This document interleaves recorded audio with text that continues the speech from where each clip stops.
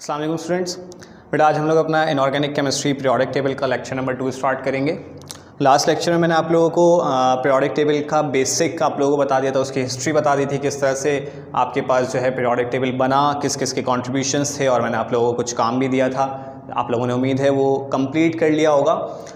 बेटा इसी तरीके से मैंने आप लोगों को ब्लॉक्स के बारे में कुछ बेसिक पॉइंट्स बता दिए थे, ग्रुप्स के बारे में कुछ बेसिक्स पॉइंट्स आप लोगों को बता दिए थे, पीरियोडिक टेबल जो मॉडर्न पीरियोडिक टेबल है, ठीक है। और इसी तरीके से आप लोगों को मैंने पीरियड्स के बारे में भी कुछ बेसिक पॉइंट्स एक्सप्लेन कर दिए थे, ठीक है बेटा। मैंने आपको कहा था कुछ काम इसका बाकी है, उसके लिए बेटा हमें पीरियोडिक टेबल को समझना ज़रूरी है, ठीक है। पीरियोडिक टेबल मैं आपको पीछे समझा चुका हूँ और यहाँ पर मैं आपको कोशिश करूँगा एक छोटा सा पीरियोडिक टेबल का मॉडल बनाकर कि आप लोगों को यहाँ से कई चीज़ें मैं समझा सकूँ, ठीक है। आप लोगों को मैंने एक चीज़ कही थी कि इलेक्ट्रॉनिक कॉन्फ़िगरेशन हमें पढ़नी है एक, और दूसरी चीज़ हमें कुछ प्रॉपर्टीज़ को डिस्कस करना है बेटा इसकी, जो कि चैप्टर नंबर 2 चैप्टर 2 तो हाइड्रोजन है, चैप्टर नंबर 3, 4 और 5 इसको कंबाइन करता है, ठीक है। कंबाइन करके इसकी प्रॉपर्टीज़ को कुछ स्टडी करना है। बाकी चैप्टर 5 की कुछ प्रॉपर्टीज़ हैं, वो आपको सर शकील ने कहा था कि सर शकील आपसे डिस्कस करेंगे, वो अलग डिफरेंट प्रॉपर्टीज़ हैं। मैं यहाँ पर आपको कुछ बेसिक प्रॉपर्टीज़ को स्टडी करूँगा, ठीक है। अच्छा जी बेटा, यहाँ पर जो मैंने मॉडल बनाया है पीरियोडिक टेबल कुछ इस तरह का होता है। आपको पता है बेटा ये एक डिफरेंट ब्लॉक है जिसके अंदर 2 ग्रुप्स मौजूद होते हैं बेटा। मैं यहाँ पर कुछ चीज़ें मेंशन कर रहा हूँ, जैसे कि आप लोगों की बुक में बेटा इस वाले ग्रुप को ग्रुप 1A कहा गया है, ठीक है। एस ब्लॉक का हिस्सा होता है बेटा, एस ब्लॉक और पी ब्लॉक मैंने आपको बताया था ए फैमिली का हिस्सा है, यानी कि ये वाला और ये वाला जो पूरा हिस्सा है ये ए फैमिली का हिस्सा है, इसलिए इनके नाम के साथ ए लग जाता है। ये बेटा ग्रुप 2A होता है, सेकंड वाला, ठीक है। फिर अगर हम इस तरफ आ जाएं पी ब्लॉक में, तो यहाँ पर आपके पास ये वाला ग्रुप 3A, फिर आपके पास 4A, फिर आपके पास 5A, फिर 6A, देन 7A, और सबसे लास्ट में आपके पास क्या होता है 8A। टोटल ए फैमिली के अंदर 8 ग्रुप्स मौजूद हैं, ठीक है। 1A से लेकर 8A, और 8 ही कॉलम्स आपको नज़र आ रहे हैं। मैंने आप लोगों को एक फ्लो चार्ट बनाकर बताया था, तो आप वहाँ से मैच कर सकते हैं। मैंने आप लोगों को यही बात बताई थी कि 8 कॉलम्स होते हैं और 8 ही ग्रुप्स होते हैं, ठीक है बेटा। इसी तरीके से ये फैमिली बी फैमिली कहलाती है, जो कि डी ब्लॉक और एफ ब्लॉक से कंसिस्ट करती है, ठीक है। इसके ग्रुप्स की अरेंजमेंट आप लोगों को बुक्स से मैंने मेंशन भी करवाई थी, बुक्स में भी दिखाया था, मैं दोबारा से आपको बता देता हूँ बेटा। हमेशा इसकी ग्रुप्स की अरेंजमेंट यहाँ से स्टार्ट होती है, राइट हैंड साइड से। जो सेकंड लास्ट होता है बेटा ये 1B होता है, और इसके जो लास्ट वाला होता है वो कौन सा होता है 2B होता है, ठीक है। फिर आप वापस इस साइड पर आते हैं तो यहाँ से स्टार्ट, आपकी बुक में कुछ मिस्टेक है बेटा, मैं आप लोगों को बता देता हूँ। यहाँ 3B 4B होता है, फिर 5B, फिर 6B, देन 7B। अब 3 कॉलम्स जो बचे हैं, इन तीनों को मिलाकर बेटा ग्रुप कौन सा होता है 8B होता है, ठीक है। आपकी बुक में थोड़ी सी नंबरिंग की मिस्टेक हुई है, आगे पीछे नंबर हो गए हैं, इस वजह से आप लोग इसको सही कर लीजिएगा। तो डी ब्लॉक में मैंने आपको बताया था टोटल 10 कॉलम्स हैं, अगर आप काउंट करें 1 2 3 4 5 6 7 8 9 10, लेकिन ग्रुप्स 8 हैं। मैंने आप लोगों को ये चीज़ बताई थी बेटा, एक ही मिस्टेक अभी थी, अब जो है करेक्ट हो गई, लेकिन आपकी बुक में करेक्ट नहीं है कि भाई जब हम ग्रुप्स की डेफिनेशन पढ़ते हैं तो हम ये कहते हैं कि vertical columns are called groups. तो फिर यहाँ पर हर कॉलम एक ग्रुप होना चाहिए था, लेकिन इस वाले कॉलम, ये 3 कॉलम्स हैं, इनको 8B क्यों माना गया, ठीक है। लेकिन आज के दौर में इसको बेटा अगर आप न्यू और बिल्कुल अपडेटेड पीरियोडिक टेबल देखें तो उसके अंदर आपको नज़र आ जाएगा कि ग्रुप्स नंबर ऐसे हुए हैं, 1 यहाँ से स्टार्ट हो रहा है, 1 2 3 4 5 6 7 8 9 10 11 12 13 14 15 16 17 18। तभी मैंने आप लोगों को लास्ट लेक्चर में ये भी बताया था कि टोटल नंबर ऑफ ग्रुप्स कितने होते हैं बेटा 18 होते हैं, ठीक है। अगर आपसे पूछा जाए नंबर ऑफ ग्रुप्स कितने हैं पीरियोडिक टेबल में, तो आप कितने बताएंगे बेटा? 18 बताएंगे। लेकिन अगर आपसे पूछा जाए ए फैमिली में कितने ग्रुप्स हैं, तो आप 8 बताएंगे। अगर आपसे कहा जाए बी फैमिली में कितने हैं, तो फिर आप कितने बताएंगे? 8 ही बताएंगे। लेकिन अगर आपसे टोटल नंबर ऑफ ग्रुप्स पूछे जाएँ तो आप कितने बताएंगे बेटा? 18 बताएंगे। ठीक है, तो ये तो कुछ बात हो गई ग्रुप्स की। इसके अलावा मैंने आप लोगों को एक बात बताई थी, टोटल 7 पीरियड्स होते हैं बेटा, 1 2 3 4 5 6 7। पहले पीरियड में 2 एलिमेंट्स होते हैं, 1 2, नजर आ रहे होंगे आपको।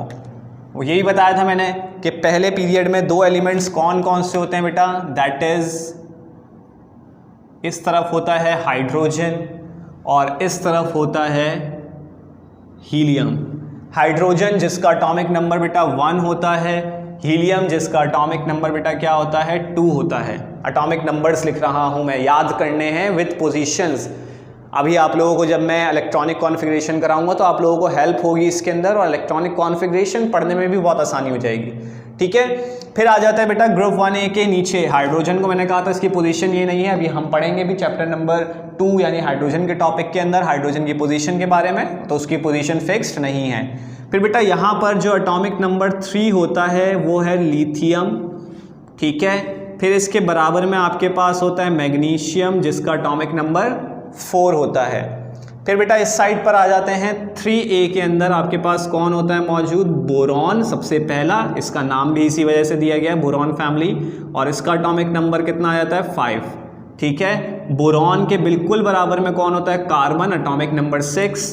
कार्बन के बिल्कुल बराबर में, कार्बन के बाद आपके पास नाइट्रोजन, इसका एटॉमिक नंबर 7। नाइट्रोजन के बराबर में अगर आप देखें तो आपको नजर आएगा ऑक्सीजन, इसका atomic number 8। Then fluorine, atomic number 9। उसके बाद नियॉन, इसका एटॉमिक नंबर 10। फिलहाल कुछ देर तक ये चीज़ें आप लोग याद करें। ठीक है, नियॉन तक आप लोग याद करें ताकि आप लोगों को क्लियर हो जाए, याद हो जाए कि 10 एटॉमिक नंबर्स तक। ठीक है, अभी आहिस्ता आहिस्ता करके मैं इसको फिल करता जाऊंगा, जितने भी आपके पास मैक्सिमम एलिमेंट्स जितने आपको याद करने हैं वो मैं आपको बताता जाऊंगा। ठीक है बेटा, इलेक्ट्रॉनिक कॉन्फ़िगरेशन के लिए आपको ग्रुप्स की पोजीशन पता होनी चाहिए। ठीक है, इलेक्ट्रॉनिक कॉन्फ़िगरेशन का फॉर्मूला आप लोगों ने फर्स्ट ईयर केमिस्ट्री में पढ़ा है। सेकेंड ईयर में आपसे ये पूछा जाता है जनरल इलेक्ट्रॉनिक कॉन्फ़िगरेशन क्या होती है, जनरली हम किस तरह से ग्रुप्स की इलेक्ट्रॉनिक कॉन्फ़िगरेशन जाहिर करते हैं। बेटा फॉर्मूला आपके पास कुछ इस तरह का होता है भाई, 1s 2s 2p 3s। ये जो 7 नंबर लगा हुआ होता है ये हमें बताता है शेल या पीरियड। नोट कर लीजिएगा कहीं पर भी, 7 नंबर जो लगा हुआ होता है वो क्या होता है? पीरियड बताता है कि भाई जहां पर इलेक्ट्रॉनिक कॉन्फ़िगरेशन ख़त्म हो रही है, मान लो इलेक्ट्रॉनिक कॉन्फ़िगरेशन 4s2 पर ख़त्म हो रही है, आपसे पूछा जाए भाई इस एलिमेंट का पीरियड बताइए। नोट करते जाइएगा ये बात, इलेक्ट्रॉनिक कॉन्फ़िगरेशन एंड कहाँ पर हो रही है? 4s2, तो आपसे पूछा गया इसका पीरियड बताइए, तो आप क्या लिखेंगे? इसका पीरियड कौन सा है? फोर्थ पीरियड बेटा कौन सा? ये वाला। इसका मतलब यहाँ कहीं ये एलिमेंट होगा। ठीक है, 4th पीरियड में। ठीक है, पहली चीज पीरियड पता चल गई। ये जो चीज जहां पर एंड होती है जिस ऑर्बिटल में, वो क्या बताता है बेटा आपको? ब्लॉक बताता है। 4th period 1 2 3 4। ठीक है, और ब्लॉक S, यानी कि इन दोनों में से कोई एक एलिमेंट है। अब हमें पता लगाना है ग्रुप कौन सा है। 2 चीजें बता दी मैंने भी अभी तक आपको कि जो 7 नंबर लगा हुआ होता है, जो कोफिशिएंट होता है वो क्या कहलाता है बेटा? पीरियड कहलाता है, पीरियड बताता है हमें। ठीक है, और दूसरी चीज हमें क्या है, जो जिस ऑर्बिटल पर खत्म होती है वो हमें क्या बताता है? ब्लॉक बताता है कि किस ब्लॉक का एलिमेंट है। तो इससे हमें क्या पता चला कि S ब्लॉक का 4th पीरियड का, यानी कि इन दोनों में से कोई एक एलिमेंट है। चलें वो बाद में देखते हैं कौन सा एलिमेंट है। ये 2 चीजें आप लोगों को क्लियर हो गई, ये मिटा रहा हूं बेटा मैं। अब मैं आपको बताऊंगा ग्रुप की प्रिडिक्शन कैसे करते हैं, जरा ध्यान से समझिएगा बेटा। ग्रुप जो कि 8 हैं, पहले ए फैमिली के मैं बता दूं, यहां मैं आप लोगों को बता रहा हूं general electronic configuration of groups. General electronic configuration of groups, generally आप कैसे, क्योंकि पीरियड तो जाहिर सी बात है कुछ भी हो सकता है। जनरली आप ग्रुप्स को कैसे पहचान सकते हैं? इलेक्ट्रॉनिक कॉन्फ़िगरेशन से। ठीक है, बेटा ग्रुप्स आपके पास कौन से हैं, पहले ए फैमिली के हम देख लेते हैं, 1A 2A 3A 4 5A 6, यही आपके पास पोजीशंस हैं अगर आप देख सकते हैं, 8A, टोटल 8 ग्रुप्स हैं, उनकी पोजीशंस बिल्कुल ऐसी ही हैं। बेटा 1A की जनरल इलेक्ट्रॉनिक कॉन्फ़िगरेशन होती है NS1, N is the number of shells, और नंबर ऑफ शेल्स क्या बताते हैं आपके पास, पीरियड नंबर बताते हैं। अगर ये 2 होगा, N2 होगा, तो इसका मतलब है कि जिस एलिमेंट की इलेक्ट्रॉनिक कॉन्फ़िगरेशन है उसके 2 शेल हैं, ठीक है, और जो शेल्स होते हैं वही क्या होता है बेटा, पीरियड होता है। नंबर ऑफ शेल्स डिनोट क्या करते हैं आपको, पीरियड नंबर, ठीक है। NS1, अगर s ऑर्बिटल में एक इलेक्ट्रॉन आ रहा है तो हम कहेंगे वो 1A का है। बेटा इसके जितने भी एलिमेंट्स हैं ना, मैं यहाँ पर लिख देता हूँ, लिथियम के बाद आपके पास कौन आता है, sodium, potassium, rubidium, caesium, francium. Francium का रेडियो एक्टिव है, इसको कंसिडर नहीं कर, मतलब स्टडी नहीं करते इतना ज़्यादा। जितने भी एलिमेंट है, चलो हाइड्रोजन को छोड़ दो, इनमें से जितने भी एलिमेंट हैं इनकी इलेक्ट्रॉनिक कॉन्फ़िगरेशन करोगे तो हमेशा कहाँ ख़त्म होगी, S1 पर ख़त्म होगी।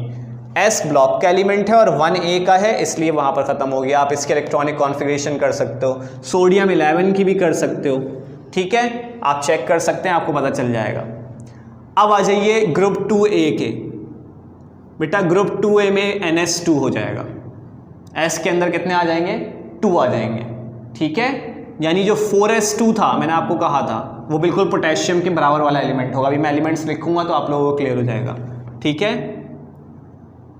जब S फिल हो जाता है तो बेटा इलेक्ट्रॉन कहाँ चला जाता है, p ऑर्बिटल में, दैट इज p ब्लॉक का एलिमेंट आया था। बोरॉन 5 के इलेक्ट्रॉनिक कॉन्फ़िगरेशन करके देख लें, कुछ इस तरह से होगी, 1s2 2s2 2p1, चेक कर सकते हैं आप लोग, 1s2 2s2 2p1। लास्ट कहाँ ख़त्म हो रही है बेटा, 1s2, क्योंकि फिल है, आखिरी शेल इसका कौन है, सेकंड शेल है, तो उसमें S में 2 और P में कितने आ गए हैं बेटा, 1 इलेक्ट्रॉन आ गया है, तो इसका मतलब ये 3A का एलिमेंट है। P में 1 इलेक्ट्रॉन आ रहा हो, भले से आप ऐसे याद ना करें, P में अगर 1 इलेक्ट्रॉन आ रहा हो तो आप समझ जाइएगा कि वो कौन से ग्रुप का एलिमेंट है, वो है 3A का। इस तरीके से S पर इलेक्ट्रॉनिक कॉन्फ़िगरेशन अगर ख़त्म हो रही है और आपसे पूछा जाए भाई कौन से ग्रुप का एलिमेंट है, तो आप कहेंगे 1A या 2A, वो इलेक्ट्रॉन्स काउंट करके आप बता देंगे। जैसे भाई क्या होगा, P के अंदर 1 इलेक्ट्रॉन आ गया, अब P क्या होता जाएगा, फिल होता जाएगा। P S तो बिल्कुल एज इट इज़ रहेगा, NS2 NP2 हो जाएगा, फिर NS2 NP3, फिर से आपके पास NS2 NP4, फिर से आपके पास NS2 NP5 और उसके बाद NS2 NP6। ये आपके पास जनरल इलेक्ट्रॉनिक कॉन्फ़िगरेशन बेटा इस तरह से इसलिए लिखवाया क्योंकि इस तरह से भी पूछा जाता है कि the general electronic configuration of 8A, the general electronic configuration of 5A, इस तरह से कोई भी पूछ सकते हैं। बाकी पहचान आपको कैसे करनी बेटा, इलेक्ट्रॉनिक कॉन्फ़िगरेशन अगर S या P पर ख़त्म हो रही हो, इलेक्ट्रॉनिक कॉन्फ़िगरेशन अगर S या P पर ख़त्म हो रही होगी तो आप समझ जाइएगा कि वो A फैमिली का मेंबर है, ठीक है। ये आप लोग नोट डाउन साथ साथ करते जाइए। अभी मैं इलेक्ट्रॉनिक कॉन्फ़िगरेशन लिखूंगा तो फिर आप लोगों से यहाँ पर कुछ क्वेश्चन सॉल्व करेंगे हम, ठीक है, साथ साथ सॉल्व करेंगे। ये हो गई बेटा A फैमिली की बात। अब बात करते हैं B फैमिली की। बेटा B फैमिली की जिस तरह से ग्रुप्स स्टार्ट हो रहे हैं, मैं भी यहाँ पर सीक्वेंस वही लिखूंगा। सबसे पहले कौन आ रहा है भाई, 3B, फिर आपके पास कौन आ रहा है, 4B, फिर आपके पास 5B, फिर 6B, फिर 7B, फिर आपके पास कौन है 8B, और उसके बाद कौन है आपके पास 1B, और लास्ट में आपके पास कौन है 2B। सीक्वेंस ऐसे ही याद कीजिएगा ताकि आप लोगों को आसानी हो जाए। बेटा 3B की इलेक्ट्रॉनिक कॉन्फ़िगरेशन जनरल जो होती है NS2N-1 D1 होती है, ठीक है। N-1 क्यों लिखा है, जब आप इलेक्ट्रॉनिक कॉन्फ़िगरेशन लिखते हैं, मैं यहाँ पर आपको लिख के दिखा दूँ 1S 2S 2P 3s 3p 4s 3d। फिलहाल यहाँ तक लिख रहा हूँ बेटा। जब भी d आएगा ना उससे पहले वाला s देखोगे तो उससे एक ज़्यादा होगा। जैसे d यहाँ पर 3 है, उससे पहले वाला s कितना है 3 से ज़्यादा 4 है। ठीक है, तो हमेशा पूरी इलेक्ट्रॉनिक कॉन्फ़िगरेशन का फॉर्मूला लिख लो, जब भी d आएगा उससे पहले वाला एक ज़्यादा होगा s। तो यहाँ पर मैंने वही लिखा है, जितना s होगा उससे एक कम d होगा, या ये कह सकते हैं जितना d होगा उससे एक ज़्यादा s होगा। ठीक है, अब d में इलेक्ट्रॉन्स बढ़ते जाएंगे, s के अंदर तो होंगे, d के अंदर बढ़ते जाएंगे। n-1 d2 ns2 n-1 d3 ns2 n-1 d4 ns2 n-1 d5। बेटा 8b क्योंकि 3 कॉलम्स पर मुश्तमिल है, तो ns2 n-1 d6 पहले कॉलम के लिए, दूसरे के लिए 7 और तीसरे के लिए क्या हो जाएगा 8, यानी 6 7 8 कुछ भी आ जाए d के अंदर इलेक्ट्रॉन, आप ग्रुप कौन सा बताएंगे 8b बताएंगे। ठीक है, इसी तरीके से ns2 n-1 d9 और लास्ट वाले का क्या हो जाएगा ns2 n-1 d10। बेटा दो कुछ खास ग्रुप्स हैं जिनके एलिमेंट्स कुछ डिफरेंट प्रॉपर्टीज शो करते हैं। प्रॉपर्टीज तो नहीं, हम कह सकते हैं कि इलेक्ट्रॉनिक कॉन्फ़िगरेशन कुछ डिफरेंट शो करते हैं। वो ग्रुप्स दो कौन कौन से हैं बेटा? Number 1 6b। आप लोगों को पता है कोई भी ऑर्बिटल, जैसे कि अगर मैं बात करूं s ऑर्बिटल की, तो बेटा वो कब स्टेबल होगा? जब उसमें एक इलेक्ट्रॉन हो या 2 इलेक्ट्रॉन हो। p ऑर्बिटल कब स्टेबल होता है? जब उसमें 3 इलेक्ट्रॉन हो या फिर 6 इलेक्ट्रॉन हो। d ऑर्बिटल कब स्टेबल होता है? जब उसमें 5 इलेक्ट्रॉन हो या 10 इलेक्ट्रॉन हो। f ऑर्बिटल कब स्टेबल होता है? जब उसमें 7 इलेक्ट्रॉन हो या फिर 14 इलेक्ट्रॉन्स हो सकता है कुछ बच्चों ने पहली बार सुना हो, अगर जिन्होंने पहले सुना हुआ है बहुत अच्छी बात है। बेटा कोई भी ऑर्बिटल जब हाफ फिल्ड होता है तब स्टेबल होता है, या फिर जब वो फुल फिल्ड होता है तब स्टेबल होता है। मैंने यहाँ पे सबकी जो कॉन्फ़िगरेशंस हैं, सबकी जो क्वांटिटीज़ हैं, वो या तो हाफ फिल्ड रखी है या फिर कंप्लीटली फिल रखा हुआ है उसको। ठीक है, तो यहाँ पर अगर हम देखें इस वाली कंडीशन में बेटा, तो इस कंडीशन में s स्टेबल है लेकिन d नहीं है। s स्टेबल है लेकिन d नहीं है। तो अगर मैं इसको ऐसे लिखता हूं और करके थोड़ा छोटा करके लिखूंगा बेटा, जगह कम है, ns1 n-1 d5, और एक और यहां पर भी लिख देता हूं। इसको अगर मैं ऐसे लिखता हूं और करके ns1 n-1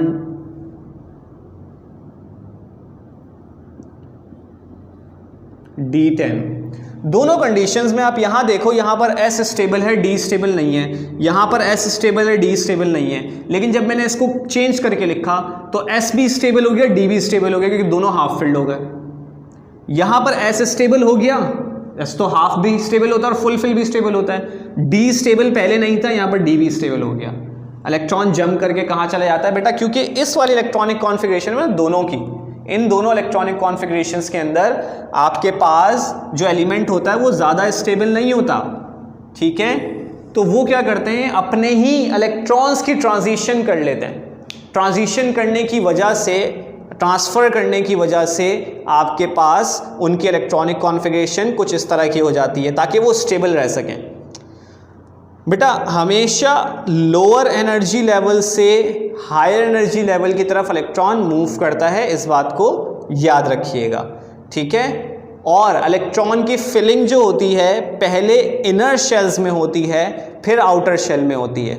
लेकिन अगर आप यहाँ पर देखें तो पहले s ऑर्बिटल फिल हो रहा है, फिर d ऑर्बिटल फिल हो रहा है। पहले कौन फिल हो रहा है? s ऑर्बिटल, फिर d ऑर्बिटल। अगर इलेक्ट्रॉनिक कॉन्फ़िगरेशन में देखें तो d ऑर्बिटल नीचे वाले का होता है, जैसे 4s और 3d आता है।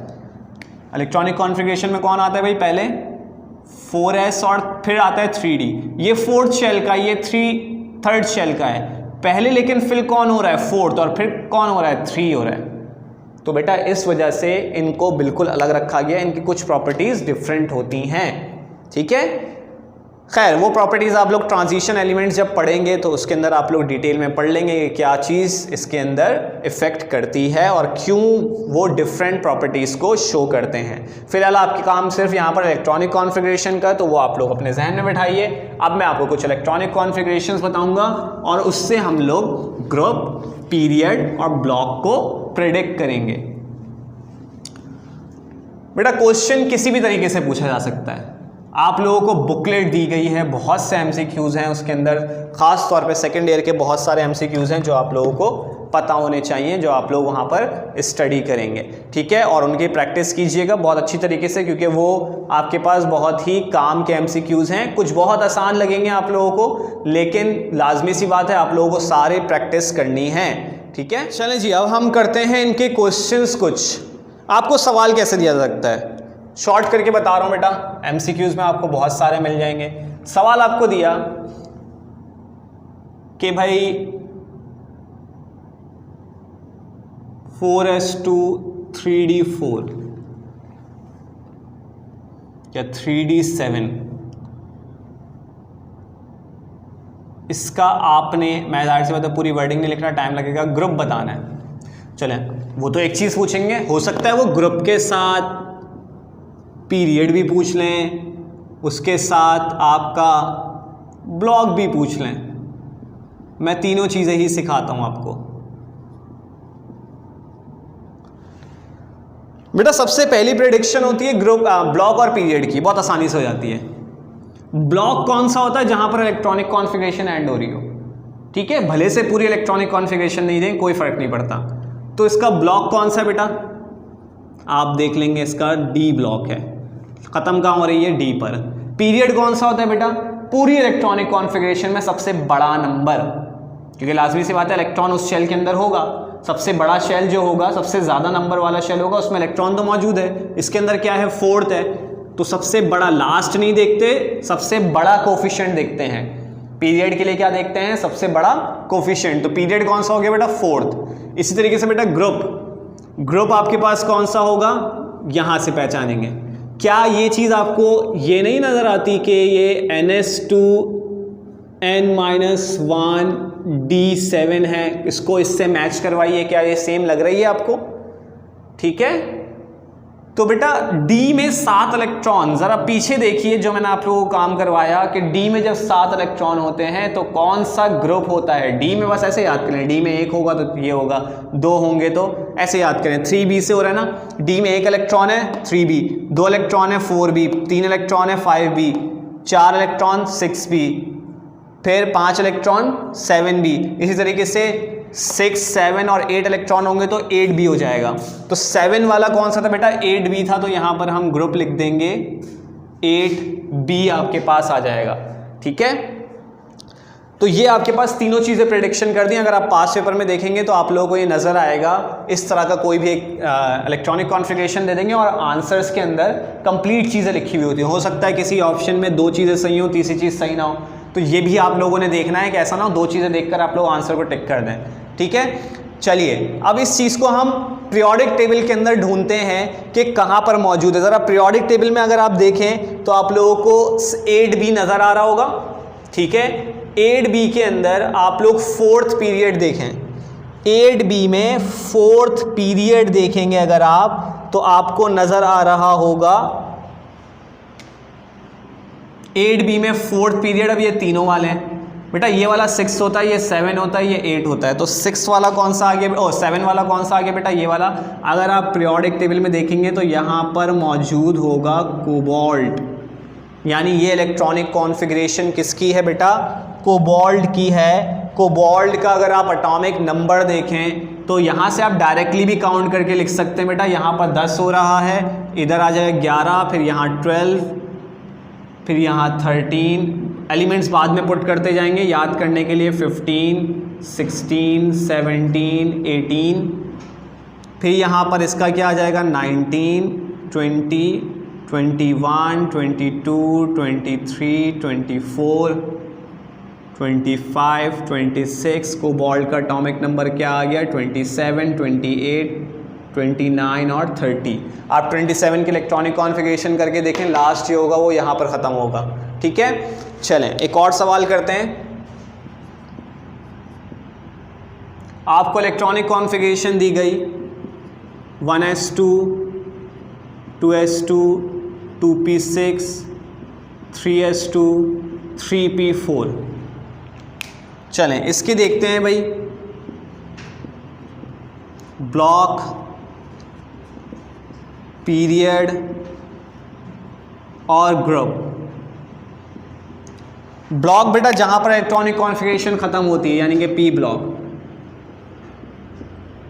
ठीक है, पीरियड कौन सा होता है? पूरे इलेक्ट्रॉनिक कॉन्फ़िगरेशन में सबसे बड़ा नंबर कौन सा, सबसे बड़ा कोफिशिएंट कौन है? 3 है, तो थर्ड पीरियड।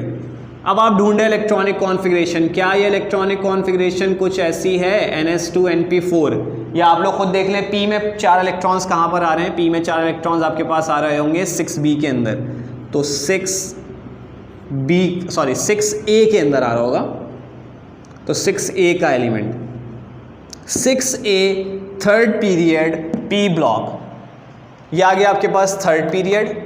ठीक है, 6A के अंदर इलेक्ट्रॉनिक कॉन्फ़िगरेशन, आपको एटॉमिक नंबर कौन सा नज़र आ रहा है? 16 एटॉमिक नंबर वाला। 16 एटॉमिक नंबर बेटा किसका होता है? सल्फर का होता है। 16 एटॉमिक नंबर किसका होता है? सल्फर का होता है। और सल्फर की इलेक्ट्रॉनिक कॉन्फ़िगरेशन अगर आप करें तो बिल्कुल एज इट इज़ आएगी। ठीक है, ये कुछ सवाल इस तरह से आपसे पूछ सकते हैं, आप लोग साथ साथ इसको नोट डाउन करते जाइएगा।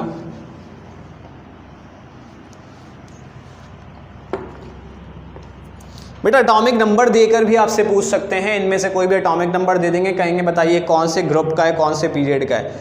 अच्छा, ग्रुप, पीरियड और ब्लॉक तो आपसे पूछे जाते हैं फर्स्ट सेकेंड ईयर के अंदर। आप थोड़ा सा एडवांस हो गया है, अब आपको एटॉमिक नंबर देकर एलिमेंट भी पूछ सकते हैं, या इलेक्ट्रॉनिक कॉन्फ़िगरेशन देकर एलिमेंट भी पूछ सकते हैं। तभी मैं कह रहा हूँ कि आप लोगों को एलिमेंट्स याद होने चाहिए, तकरीबन कम से कम 40 एलिमेंट्स तो याद होने चाहिए। 40 एलिमेंट्स अगर आप याद कर लें तो आप लोगों का काम हो जाएगा। स्टार्टिंग के 40 एलिमेंट्स बेटा, ठीक है, मैं आहिस्ता आहिस्ता करके इनमें एडिशन करता जाऊँगा, सही है, ताकि आप लोग इसको याद करते जाएँ। वैसे ग्रुप 1 है और 2 है तो आप लोगों को सारे याद करने हैं बेटा। 1A मैंने कंप्लीट कर दिया था, 2A को भी कर देता हूँ बेटा। मैग्नीशियम के बाद आपके पास कैल्शियम आ जाता है, इसका एटॉमिक नंबर यहाँ लिख देता हूँ। थोड़ा सा ये मैं ज़रा इसको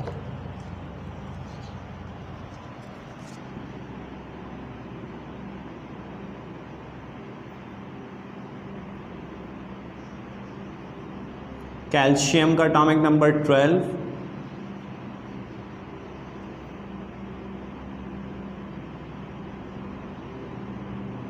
मैंने थोड़ा सा यहाँ पर ऊपर नीचे कर दिया, मैं आप लोगों को दोबारा से लिख देता हूँ, इट्स माय मिस्टेक। इसके बराबर बेटा बेरिलियम होता है, वही बोलूँ कि एक एलिमेंट कम क्यों हो रहा है।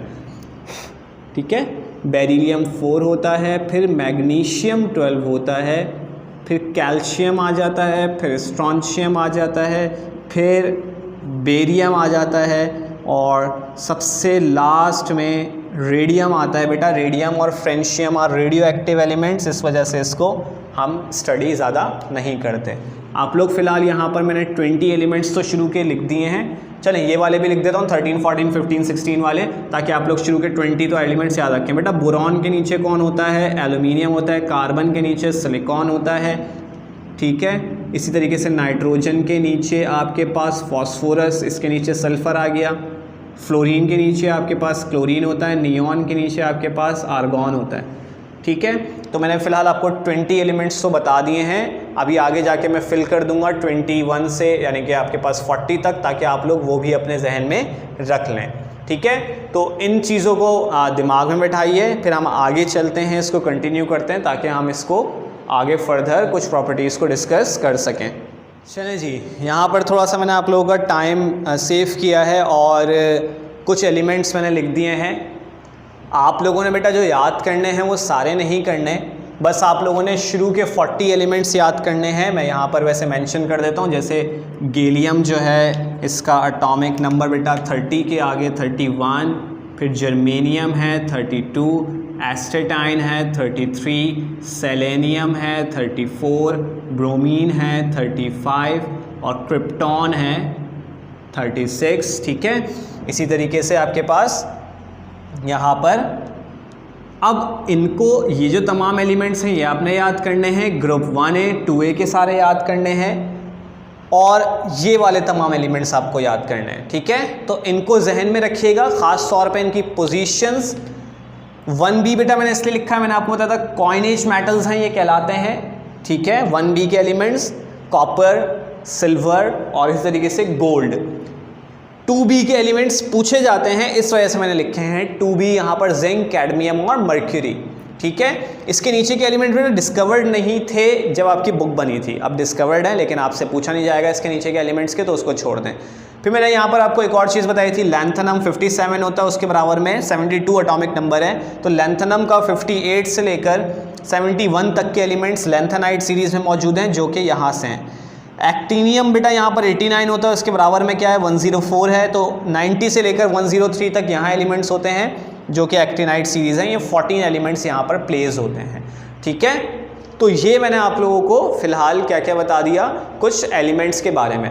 अब बेटा आपसे एक और जो चीज़ पूछी जाती जो कि 3, 4 और 5 है बेटा, वो है group trends. Along the period और डाउन द ग्रुप क्या चेंजेस आती हैं बेटा। अलोंग द पीरियड मतलब है एलिमेंट्स की अरेंजमेंट है कुछ इस तरह से, that is along the period, left to right भी जिसे हम कहते हैं। और दूसरा है बेटा down the group, that is top to bottom, elements की अरेंजमेंट है, इनमें क्या चेंजेस आती हैं। ठीक है, मैं यहाँ पर इनके नाम लिख देता हूँ, इसको हम 2 नाम देते हैं, अलोंग द पीरियड और लेफ्ट टू राइट। इसी तरीके से यहाँ हम नाम देते हैं बेटा डाउन द ग्रुप और टॉप टू बॉटम। नज़र आ रहा होगा आप लोगों को, अगर नज़र नहीं आ रहा तो बता दिए बेटा, लेफ्ट साइड पर जो बिल्कुल लिखा है वो डाउन द ग्रुप लिखा है और टॉप टू बॉटम लिखा है। ठीक है, अब हमें ये देखना है बेटा कि कौन सी चीज़ें चेंज होती हैं अलोंग द पीरियड और डाउन द ग्रुप। पहले तो हम उसके रीजंस लिख लें। एक तरह से रीज़न होगा क्योंकि प्रॉपर्टीज़ जब हम एटॉमिक रेडियस वगैरह पढ़ेंगे तो उसके अंदर आपको पता चल जाएगा क्या चीज़ चेंज इंक्रीज़ हो रही है डिक्रीज़, लेकिन उसका रीज़न भी आपको बताना चाहिए बेटा। अलोंग द पीरियड सबसे पहली बात यहाँ लिख रहा हूँ, न्यूक्लियर चार्ज इंक्रीज़ होता है बेटा। न्यूक्लियर चार्ज का मतलब प्रोटॉन्स की तादाद, देखिए यहाँ पर 1 है, फिर 2 आ गया, 3, 4, 5, 6, 7, 8 क्या हो रहा है, लेफ्ट टू राइट क्या हो रहा है, इंक्रीज़ होता जा रहा है। ठीक है, इसी तरह से दूसरी चीज़ मैं ये बताता हूँ आपको, पहले मैं इसका पहला पॉइंट इसका ही बता दूँ बेटा। डाउन द ग्रुप के लिए पहला पॉइंट जो है, अगर आप डाउन द ग्रुप देखें तो number of shells increases, shells बढ़ते हैं। पीरियड नंबर क्या बताता है, शो करता है आपके पास, नंबर ऑफ शेल्स बताता है। तो आप देखेंगे कि पीरियड आपके पास 1, 2, 3, 4, 5, 6, 7 हो रहे हैं, इसका मतलब आपके पास क्या है कि पीरियड बढ़ते जा रहे हैं। तो आप यही कहेंगे कि शेल्स भी क्या हो रहे हैं, बढ़ रहे हैं। ठीक है, पीरियड बढ़ रहे हैं तो आप क्या कहेंगे, शेल्स भी बढ़ रहे हैं। अगर आप ऊपर से नीचे की तरफ आएंगे तो आप यही कहेंगे कि आपके पास नंबर ऑफ शेल्स क्या हो रहे हैं, इंक्रीज हो रहे हैं। ठीक है, तो हम आपके पास अब चलते हैं दूसरे पॉइंट की तरफ। बेटा दूसरे पॉइंट के लिए आपको दोनों के दूसरे पॉइंट के लिए एक डेफिनेशन समझनी होगी, दैट इज शील्डिंग इफेक्ट। आप लोग चाहें तो कहीं पर पॉइंट लिख लें। शील्डिंग इफेक्ट क्या होता है बेटा, पॉइंट लिख लीजिएगा इसका, repulsion between the electrons, repulsion between the electrons is called, repulsion between the electrons is called shielding effect. भाई प्रोटॉन और इलेक्ट्रॉन के दरमियान क्या होती है, अट्रैक्शन होती है। इलेक्ट्रॉन क्या करेंगे, दोनों को रिपेल करेंगे। जैसे एक इलेक्ट्रॉन है ये, इस पे भी नेगेटिव चार्ज, ये दूसरा इलेक्ट्रॉन है, ये वाला इसको धक्का देगा, ये वाला इसको धक्का देगा, दोनों एक दूसरे को धक्का देंगे। इस इफेक्ट को क्या कहेंगे बेटा, शील्डिंग इफेक्ट। जितने ज़्यादा इलेक्ट्रॉन्स होंगे, जितने ज़्यादा शेल्स होंगे, आप कह सकते हैं कि उनके दरमियान रिपल्जन उतनी ही ज़्यादा होगी। शेल्स ज़्यादा होंगे तो इलेक्ट्रॉन भी ज़्यादा होंगे, वो एक दूसरे को रिपेल भी कर रहे होंगे, क्योंकि शेल्स ज़्यादा होने की वजह से क्या है, उनका डिस्टेंस ज़्यादा होता जाएगा। अगर मैं डाउन द ग्रुप की बात करूं तो एक शेल होगा तो प्रोटॉन इलेक्ट्रॉन का डिस्टेंस कम होगा, दो शेल्स होंगे तो प्रोटॉन इलेक्ट्रॉन का डिस्टेंस ज़्यादा हो जाएगा, तीन होंगे तो उससे ज़्यादा हो जाएगा। यानी शेल्स बढ़ते जा रहे हैं तो डिस्टेंस बढ़ रहा है, और डिस्टेंस बढ़ने की वजह से इलेक्ट्रॉन और प्रोटॉन की अट्रैक्शन क्या हो जाएगी, कम हो जाएगी। तो हम ये कह सकते हैं कि इलेक्ट्रॉन्स के दरमियान रिपल्जन बढ़ जाएगी। ठीक है, डिस्टेंस बढ़ने की वजह से प्रोटॉन और इलेक्ट्रॉन की अट्रैक्शन कम हो जाएगी, जिसकी वजह से रिपल्जन बिटवीन इलेक्ट्रॉन्स बढ़ जाएगी। यानी अगर नंबर ऑफ शेल्स इंक्रीज होते हैं तो हम कहेंगे कि बेटा शील्डिंग इफेक्ट भी क्या होगा, उसकी वजह से इंक्रीज होगा। जितने ज़्यादा शेल्स इलेक्ट्रॉन्स उतने ज़्यादा दूर होंगे, इसका मतलब उनकी अट्रैक्शन उतनी ही कम होती जा रही है। और रिपल्जन बिटवीन इलेक्ट्रॉन्स को क्या कहते हैं हम, शील्डिंग इफेक्ट। जब शील्डिंग इफेक्ट बढ़ेगा तो रिपल्जन भी क्या होगी, बढ़ेगी। और न्यूक्लियर चार्ज बढ़ेगा तो क्या होगा, इलेक्ट्रॉन करीब आता जाएगा। न्यूक्लियर चार्ज बढ़ेगा तो क्या होगा, attraction between electron and proton क्या हो जाएगी, बढ़ जाएगी, जिसकी वजह से रिपल्जन क्या हो जाएगी, कम हो जाएगी। तो रिपल्जन अगर कम होगी तो हम कहेंगे कि शील्डिंग इफेक्ट क्या हो गया बेटा, डिक्रीज हो गया। दो रीजंस आप लोगों ने अपने जहन में रखने हैं। अलोंग द पीरियड और डाउन द ग्रुप के अंदर क्या क्या चीजें चेंज होती हैं, दो रीजंस आप लोगों ने अपने जहन में रखने हैं, क्योंकि ये आपके पास सिंपल सी चीजें हैं। हर चीज जो चेंज होगी आगे, उनमें यही दो चीजें इफेक्ट करेंगी। ठीक है, अच्छा जी, अब मैं आप लोगों को सिर्फ प्रॉपर्टीज जो हैं वो एक्सप्लेन कर दूंगा बेटा कि प्रॉपर्टीज कौन कौन सी हैं, क्या होती हैं, उनकी डेफिनेशंस आप लोगों को बता दूंगा, और थोड़ा सा आपको मैं थॉरली बता दूंगा कि किस तरह से चेंजेस आप लोगों ने पढ़नी है। बाकी आप लोग बेटा बुक से रीड करेंगे खुद ही, आप लोगों को बुकलेट्स भी मौजूद हैं और आपके पास अपनी बुक भी होगी सेकेंड ईयर की, आप वहाँ से भी ग्रुप ट्रेंड्स को स्टडी कर सकते हैं। और कुछ के आंसर्स मैं कुछ के बता दूंगा, बाकी के आंसर्स आप लोगों ने मुझे बताने होंगे। ठीक है, सवालात मैं आपको बता दूंगा किस तरह से पूछे जाते हैं। बेटा सबसे पहले आई थिंक ये आप लोगों को बताने की ज़रूरत नहीं पड़ेगी, एटॉमिक रेडियस। एटॉमिक रेडियस आपके पास क्या होता है, एटम का रेडियस होता है, हाफ ऑफ द डिस्टेंस। इसकी डेफिनेशन होती है half of the distance between two similar atoms. दो सिमिलर एटम्स जो होते हैं उनके न्यूक्लियस से, एक के न्यूक्लियस से दूसरे के न्यूक्लियस तक का जो डिस्टेंस होता है उसको क्या कहते हैं हम, एटॉमिक रेडियस।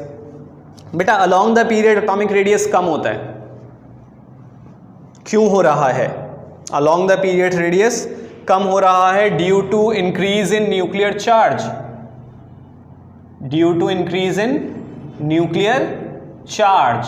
न्यूक्लियर चार्ज के कम होने की वजह से along the period, nuclear charge के बढ़ जाने से along the period atomic radius कम होगा, क्योंकि अट्रैक्शन, एक इलेक्ट्रॉन, यहां पर इलेक्ट्रॉन को एक प्रोटॉन अट्रैक्ट कर रहा है, यहां पर इलेक्ट्रॉन को दो प्रोटॉन अट्रैक्ट कर रहे हैं, यहां पर इलेक्ट्रॉन को तीन प्रोटॉन अट्रैक्ट कर रहे हैं, और यहां पर उसी इलेक्ट्रॉन को 10 प्रोटॉन्स अट्रैक्ट कर रहे हैं। तो अंडरस्टूड है 3 से ज़्यादा अट्रैक्शन किसकी होगी बेटा, 10 की होगी। और अट्रैक्शन ज़्यादा होगी तो इलेक्ट्रॉन्स क्या हो जाएंगे, करीब आ जाएंगे। तो आप कहेंगे along the period atomic radius decreases due to increase in number of shells, increase in number, shielding effect, confuse हो गए, मैंने भी क्या बोल दिया, खैर आप कहेंगे along the period atomic radius decreases due to increase in nuclear charge। क्या कहा है मैंने, या दूसरी भी आप लगा सकते हैं साथ साथ, मैं दोबारा रिपीट कर देता हूं। along the period atomic radius decreases due to increase in nuclear charge and decrease in shielding effect। बेटा shielding effect डिक्रीज कब होता है, जब न्यूक्लियर चार्ज बढ़ता है। ठीक है, मैंने आप लोगों को अभी पीछे लिखवाया, क्योंकि अट्रैक्शन क्या हो जाएगी, प्रोटॉन और इलेक्ट्रॉन की कम हो जाएगी, ठीक, और सॉरी बढ़ जाएगी, जिसकी वजह से रिपल्जन बिटवीन इलेक्ट्रॉन्स क्या हो जाएगी, कम हो जाएगी। ठीक है, तो एटॉमिक रेडियस और डाउन द ग्रुप क्या होगा बेटा, शेल्स बढ़ते जाएंगे, इलेक्ट्रॉन दूर जाता जाएगा। तो अंडरस्टूड है, पहले शेल का रेडियस कम होगा, साथ शेल का रेडियस ज्यादा होगा। डाउन द ग्रुप क्या होगा, एटॉमिक रेडियस बढ़ जाएगा due to increase in number of shells and shielding effect, दोनों चीजें क्या हो जाती है, इंक्रीज हो जाती हैं। तो एटॉमिक रेडियस आसान से आप लोग बुक से भी रीड कर लीजिएगा, कोई मसला हो तो पूछ सकते हैं आप लोग। एटॉमिक रेडियस के बाद बेटा इलेक्ट्रो नेगेटिविटी।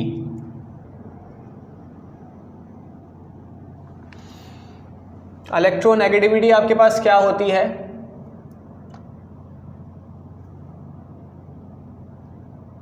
पॉइंट चाहें तो आप लोग लिख लीजिएगा।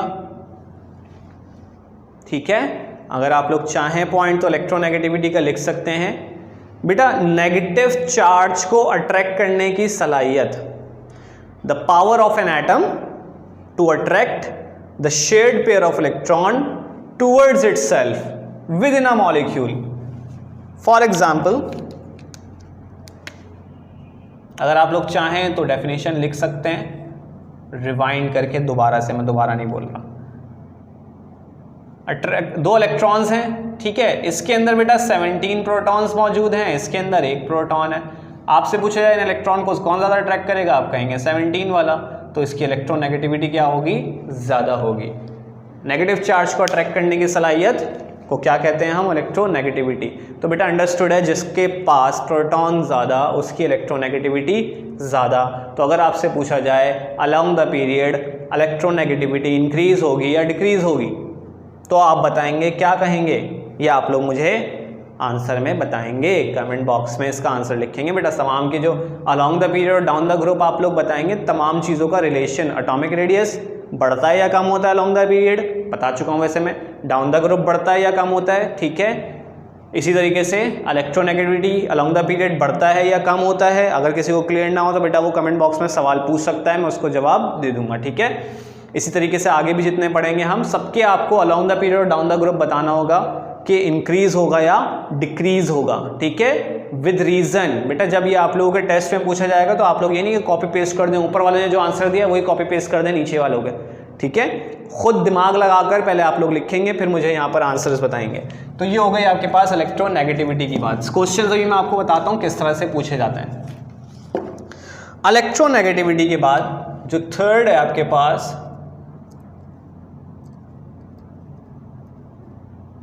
बल्कि पहले मैं आप लोगों को पढ़ा देता हूँ आयनाइजेशन पोटेंशियल, फिर वो क्लियर हो जाएगा इसका।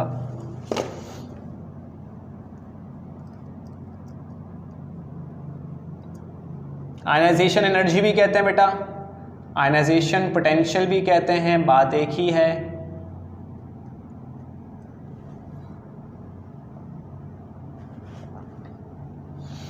आयनाइजेशन पोटेंशियल क्या होता है,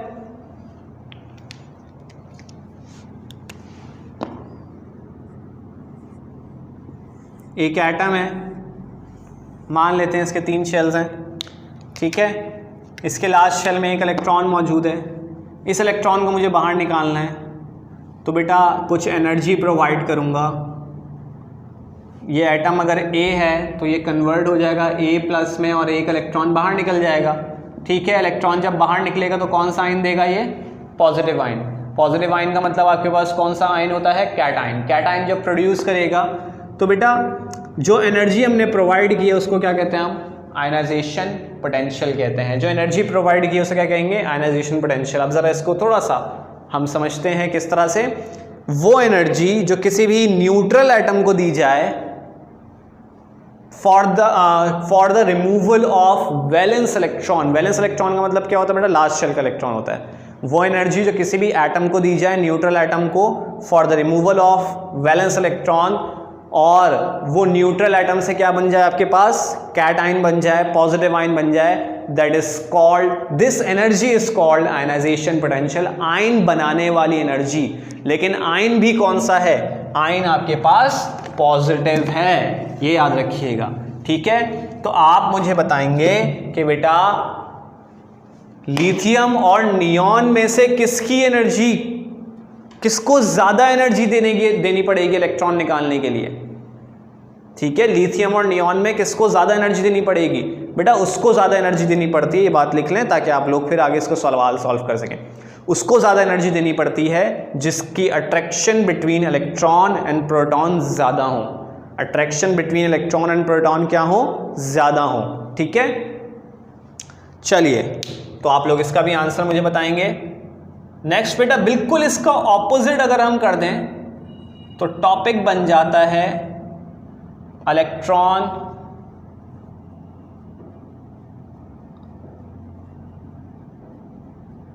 एफिनिटी।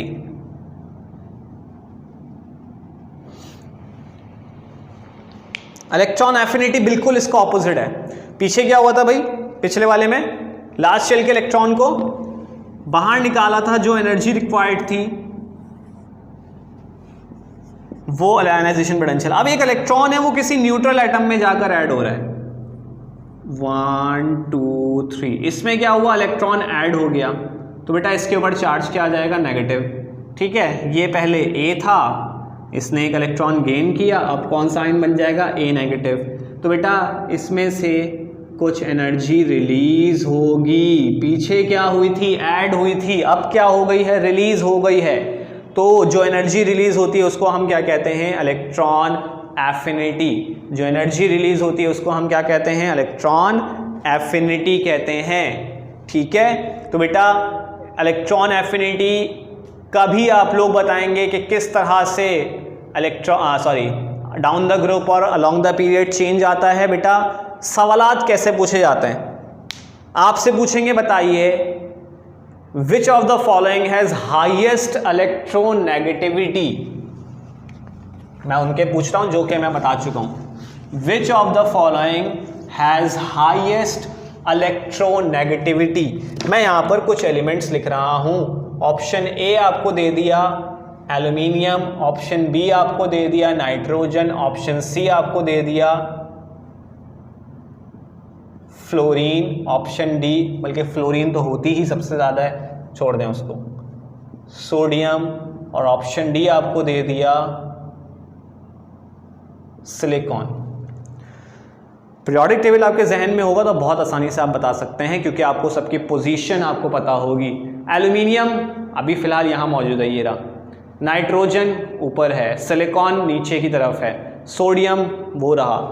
बेटा अलोंग द पीरियड इलेक्ट्रोनेगेटिविटी मैंने आपको बताया था बढ़ती है, वो तो एक चीज़ बता दी थी, यानी सोडियम तो हो नहीं सकता, इसको हटा दो आप क्योंकि ये बिल्कुल पीछे की तरफ है। इसी पीरियड के बेटा आगे ही मौजूद हैं एल्यूमिनियम, सिलिकॉन, नाइट्रोजन। अच्छा अलोंग द पीरियड बढ़ती है, डाउन द ग्रुप कम होती है। ठीक है, तो अगर मैं बात करूं अलोंग द पीरियड सबसे आगे कौन है बेटा? नाइट्रोजन है। अलोंग द पीरियड सबसे आगे कौन है? नाइट्रोजन है। और बाकी हैं भी तो इससे पीछे और नीचे हैं। एल्यूमिनियम, सिलिकॉन नीचे हैं, कम होगी इनकी, और पीछे भी हैं तब भी कम होगी। दोनों तरह से क्या है? कम वाले केसेस के अंदर आ रहे हैं, पीछे भी हैं और नीचे भी हैं। और सबसे आगे और सबसे ऊपर कौन है बेटा? नाइट्रोजन। सबसे आगे सबसे ऊपर नाइट्रोजन। तो बेटा करेक्ट आंसर होगा हाईएस्ट इलेक्ट्रोनेगेटिविटी किसकी होगी? नाइट्रोजन की होगी बेटा, जिसकी 3.0 होती है, याद रखिएगा। वैसे आप लोगों ने चैप्टर 4 में पढ़ा होगा नाइट्रोजन बेटा 3.0, फ्लोरीन हाईएस्ट इलेक्ट्रोनेगेटिव एलिमेंट है 4.0, सॉरी 4.9 नहीं 4.0। क्लोरीन की पूछी जाती है बेटा, इसकी भी तकरीबन 3.0 या 3.1 के दरमियान में होती है। ठीक है, हाइड्रोजन की पूछी जाती है बेटा 2.1 होती है। याद रखिएगा ये सारी इलेक्ट्रोनेगेटिविटीज़, सही है। तो ये कुछ मैंने आप लोगों को टॉपिक्स जो हैं वो पीरियोडिक टेबल के कंप्लीट करवा दिए हैं। आपकी प्रॉपर्टीज़ इसके अंदर कवर अप हो गई हैं। आपका जो है इलेक्ट्रॉनिक कॉन्फ़िगरेशन आपको कवर करवा दिया है मैंने सारा। इसी तरीके से मैंने आप लोगों को कुछ MCQs बताया, पीरियोडिक टेबल किस तरह से याद करना है बेटा वो आप लोगों को समझा दिया है। ठीक है बेटा, तो आपका जो पीरियोडिक टेबल का लेक्चर है वो यहाँ पर कंप्लीट होता है, यानी लेक्चर 1 और लेक्चर 2 मिलाकर आपका पूरा पीरियोडिक टेबल है। इसके अलावा जो है हमारे पास फिर अगला जो टॉपिक होगा बेटा वो हाइड्रोजन एंड वाटर हमारा होगा इनऑर्गेनिक का। ठीक है, इनऑर्गेनिक में मैं आप लोगों को हाइड्रोजन और वाटर एक साथ पढ़ाऊँगा, जो कि तकरीबन एक लेक्चर में ख़त्म हो जाएगा मैक्सिमम। उसके बाद जो है आपका मैं इनऑर्गेनिक स्टार्ट करूंगा, क्योंकि बाकी के लेक्चर्स आपको सर शकील कवर अप करवा रहे हैं। ठीक है, तो फिलहाल हम इस लेक्चर को बेटा यहीं पर वाइंड अप करते हैं। अच्छी तरीके से इसको पढ़िएगा, समझिएगा और अच्छे तरीके से याद करिएगा। और बुक सॉल्व करने अभी नहीं करिएगा, जब आपकी इनऑर्गेनिक ख़त्म हो जाएगी तो आप लोग इसको बुक सॉल्व कर सकते हैं, क्योंकि एक दूसरे से मैच करते हैं। या तो आप अभी चैप्टर 1 तो वैसे कर सकते हैं आसानी से सॉल्व, उसके कुछ क्वेश्चंस आप लोगों को मसला करेंगे तो आप लोग ज़रूर उसको डिस्कस कर सकते हैं। ठीक है, तो फिलहाल हम यहीं तक रखते हैं अपने काम को। इंशाल्लाह नेक्स्ट लेक्चर में आप लोगों से नए टॉपिक के साथ मुलाकात होगी। ख्याल रखें अपना। थैंक यू, अल्लाह हाफिज़।